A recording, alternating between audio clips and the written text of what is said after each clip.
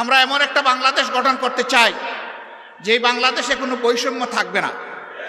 আপনারা সবাই রাজি আছেন, কিন্তু আমাদের স্টেজের লোকেরা রাজি না। কারণ আপনারা নিচে বসে আছেন সাধারণ চেয়ারে, ওনারা দামি চেয়ারে এখানে বসে আছে। তার মাঝে আবার তিনটা দেখেন ডিস্টিংগুইশড, ওইটার হাইট আরো বেশি। আইসা দেখি যে এই তিনটাতে আবার বিছানো আছে, কি জানি টাওয়াল দেওয়া আছে। তো আমি বৈষম্য বেশি দূর করতে পারি নাই, প্রথমে আমার টাওয়ালটা ফেলে দিছি। আগামীতে এই ধরনের কোনো আয়োজন হলে সকল চেয়ার সমান থাকবে ইনশাআল্লাহ। যে চেয়ার নিচে থাকবে দেখার স্বার্থে যদি একটা স্টেজ লাগে তাইলে সেই চেয়ারটাই উপরে থাকবে ইনশাআল্লাহ। আপনারা সবাই রাজি আছেন? আপনারা তো রাজি থাকবেন, ওনারা রাজি কিনা? ওনারাও রাজি আছে, আলহামদুলিল্লাহ। তাইলে আমরা উভয় পক্ষ রাজি যে আমরা সকল ক্ষেত্রে বৈষম্যহীন চলবো ইনশাআল্লাহ। তবে এটা ঠিক যে যার যার রুচি মতো চলবো। যেমন আমার গায়ে একটা সদরিয়া বা একটা কোটি আছে, তাই বলে সবাইকে কোটি পরতে হবে না। ব্লেজার যার পছন্দ তিনি ব্লেজার পরবেন, শীতের দিনে সোয়েটার গ্লাভ চাদর যার পছন্দ তিনি তাই পরবেন। কিন্তু সামাজিক ক্ষেত্রে আমরা ইনশাআল্লাহ সমান থাকবো আল্লাহ চাইলে। দেখেন বৈষম্যের শিকার হয়ে বাইগুলা পড়তে বসছিল এই মাত্র। তা আমরা আল্লাহর দরবারে বৈষম্য থেকে পানা চাই। এখন এই বৈষম্যহীন দেশটা গড়বে কে? প্রধানমন্ত্রী হলেই আমার বাড়ি যে জায়গায় বন্যার স্রোত, উন্নয়নের স্রোত চলে যাবে সে জায়গায় সারা বাংলাদেশের সম্পদ টেনে টুনে এনে ওখানে ঢুকায় দেওয়া হবে। তাইলে বৈষম্যহীন সমাজ হবে কেমনে? যুক্তি হলো যে সাবেক আমলে আমার এলাকা ছিল বঞ্চিত, এখন অতীতের কাজা কাফারা সব আমার আদায় করতে হবে। আমরা কথা দিচ্ছি ইনশাআল্লাহ আল্লাহ তাআলা যদি জনগণের মনে ভালোবাসা আমাদের প্রতি সমর্থন তৈরি করে দেন, তাহলে আমরা এমন বাংলাদেশ গড়ব যেই বাংলাদেশে প্রধানমন্ত্রীর জেলার আগে অন্য জেলাকে আগে চোখ দিয়ে দেখা হবে ইনশাআল্লাহ। তবে প্রধানমন্ত্রীর জেলাও বঞ্চিত হবে না, তারাও তাদের ন্যায্য অংশ পাবে ইনশাআল্লাহ। কারণ প্রধানমন্ত্রী হওয়ার কারণে ওই জেলাকেও বঞ্চিত করার কোনো অধিকার নাই। কিন্তু রাজার হস্ত করে সমস্ত কাঙ্গালের দুন চুরি, ওই চুরি করতে দেব না আমরা কাউকে। যদি আল্লাহ তাআলা আমাদেরকে এই সুযোগ দেন, আল্লাহ ভালো জানেন, প্রিয় জনগণ তারা বিবেচনায় নেবেন। যদি সুযোগ দেন তাহলে ইনশাআল্লাহ আমরা কথা দিচ্ছি যে আমরা দুর্নীতি করব না, দুর্নীতি হতে দেব না। বলবেন তার কি কোনো প্রমাণ আছে? একটু আছে তো ভাই।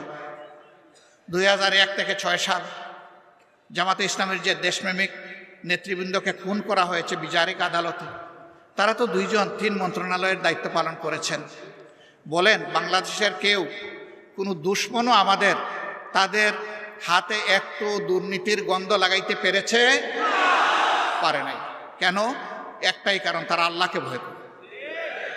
আমরাও আশা করব যাদের হাতে আগামীতে দায়িত্ব আসে তারা যেন আল্লাহকে ভয় করে চলে।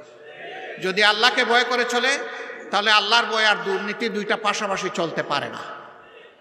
দুর্নীতি তখন দুর্নীতির মৃত্যু হবে এবং সুনীতির জয় হবে ইনশাআল্লাহ। আমাদের শিক্ষা ব্যবস্থাকে একটা কুড়া শিক্ষা ব্যবস্থা বানানো হয়েছে। মাস্টার্স, তারপরে গ্র্যাজুয়েশন, ওইদিকে কামিল, আলেম, ফাজেল, এই সমস্ত ডিগ্রি নিয়ে লোকেরা দুয়ারে দুয়ারে ঘুরে একটা ন্যায্য চাকরি পাওয়ার আশায়। 2টা কারণে পায় না। একটা কারণ হলো মামু এবং খালার ঠেলায় আর বাসে না। আরেকটা কারণ হলো সে যে সার্টিফিকেটটা নিয়ে এসেছে এইটা তার সার্টিফিকেটের সাথে তার কোয়ালিটি প্রমাণ হয় না। কেন হয় না? 2টি কারণে হয় না। প্রথম শিক্ষা ব্যবস্থা হচ্ছে নৈতিকতাবিহীন শিক্ষা ব্যবস্থা, বুকবাদী শিক্ষা ব্যবস্থা। এই বুকবাদী শিক্ষা ব্যবস্থা তাকে শিখিয়েছে বড় পণ্ডিত হয়ে সূক্ষ্মভাবে কিভাবে রাষ্ট্রের ধন চুরি করতে হবে। 2 নম্বর কারণ হলো চুরিটাও তো ভালো করে শিখবে, বুতা কাশি নিয়ে বের হয়ে গেছে, মানে ওখান থেকে জাগতিক শিক্ষাটাও ভালো নিতে পারে না। এই 2 জায়গাকেই প্রপারলি দেলে সাজানো হবে যাতে বাংলাদেশের শিক্ষা দুনিয়ার জন্য অনুসরণীয় হবে। এখন আমাদের দেশ থেকে দুনিয়ার বিভিন্ন দেশে লোক যাওয়ার জন্য পাগল হয়ে যায় শিক্ষার জন্য, উচ্চতর শিক্ষার জন্য। কিন্তু আমাদের দেশে লোক আসতে চায় না। কেন চায় না? এই দুর্বল শিক্ষা কেউ নিতে চায় না, এই জন্যই আসতে চায় না। এমন একটা শিক্ষার মডেল তৈরি করতে হবে যে দুনিয়ার মানুষেরাও যেন এখানে শিক্ষা নিতে আসে। এটা ছিল তো, এক আমলে তো ছিল, দুনিয়ার মানুষ তো এখানে আসতো, জাপাইয়া পড়তো, এমনি এমনি তো আসে নাই। এই দেশের এই অঞ্চলের কোয়ালিটি ছিল, এই জন্যই তো এসেছে। আমার সম্মানিত ভাইয়েরা, আমরা এমন বাংলাদেশ গড়ব যে বাংলাদেশে মসজিদ পাহারার দরকার হবে না, মন্দির, মঠ, চার্চ, প্যাগোডা কোনোটাই পাহারার দরকার পড়বে না। সকল ধর্মের মানুষ তার ধর্ম, তার কর্ম সে তার মতো করে চলবে, সেখানে কেউ হস্তক্ষেপ করার দুঃসাহস দেখাবে না। তবে এটা ঠিক, ধর্মের নামে কেউ অন্যের ধর্মের ব্যাপারে হিংসা এবং বাড়াবাড়িও করবে না। মাঝে মাঝে উস্কাইয়া দেওয়া হয় মানুষের অনুভূতিকে। এরা দুষ্ট, যারা এটা উস্কাইয়া দেয় এরা সুস্থ মস্তিষ্কের মানুষ না, এদের ভিন্ন এজেন্ডা আছে, এগুলো আমরা করতে দেব না। প্রিয় ভাইরা, এখানে আপনারা অনেকে ফ্ল্যাগ নাড়বেন, নেড়েছেন, হয়তো বা আবার নাড়বেন। দুটো ফ্ল্যাগ ছাড়া কোনো ফ্ল্যাগ এখানে উঠবে না। একটি বাংলাদেশের ফ্ল্যাগ আর একটা বাংলাদেশ জামাতে ইসলামীর লোগো সম্বলিত ফ্ল্যাগ। এর বাইরে মেহরবানি করে কোনো ফ্ল্যাগ এখানে উড়াবেন না। কারো হাতে থাকলে এটা নিচে রেখে দেবে। আমার সম্মানিত সহকর্মীবৃন্দ, এই যে বৈষম্যহীন দুর্নীতিমুক্ত একটা বাংলাদেশ গড়ার আমরা স্বপ্ন দেখি, যুব সমৃদ্ধ একটা সমাজ গড়ার স্বপ্ন দেখি, এই সমাজটা গড়বে কে? এই সমাজটা আপনাদেরকেই গড়ার দায়িত্ব নিতে। আপনারা বলেছেন যারা যে এক আল্লাহ,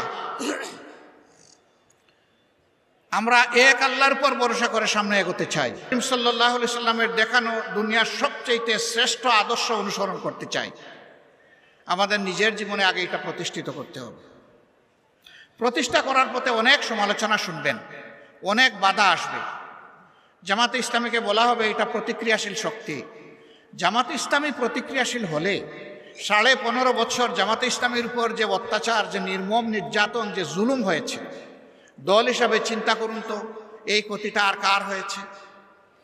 1-2 করে শীর্ষস্থানীয় 11 জন নেতাকে হত্যা করা হয়েছে। তাদের রক্তে ভেজা আজকের এই বাংলাদেশ। তাদের সহকর্মীদেরকে হত্যা করা হয়েছে, তাদের রক্ত ভেজা এই বাংলাদেশ। আমাদের প্রত্যেকটা অফিসকে সিলগালা তালাবদ্ধ করে রাখা হয়েছে। একটা মুহূর্তের জন্য আমাদেরকে ঢুকতে দেওয়া হয়নি, এটা অন্য কারোর জন্য হয়নি। আমাদের নিবন্ধন সংগঠনের কেড়ে নেওয়া হয়েছে, এটা কারো হয়নি। শেষ মুহূর্তে দিশাহারা হয়ে আমাদেরকে নিষিদ্ধ ঘোষণা করা হয়েছে, এইটাও কারো হয়নি। হ্যাঁ, হয়েছে অন্য সকল দলের, সরকারের প্রতিপক্ষ আলিম উলামা সহ বিভিন্ন দল সহ মানুষ খুন করা হয়েছে, গুম করা হয়েছে, তা আমাদেরও করা হয়েছে। কিন্তু এই 4 জিনিস আর কারো করা হয়। কেন এত জ্বালা আমাদের উপর? ওই যে প্রথমেই বলেছি, বাংলাদেশ জামাতে ইসলামী পরীক্ষিত দেশপ্রেমিক শক্তি, বাংলাদেশের স্বাধীনতা সার্বভৌমত্বের ব্যাপারে কারো সাথে আপোষ করেনি, কারো সাথে আপোষ করছে না এবং ইনশাআল্লাহ কারো সাথে আপোষ করবে না।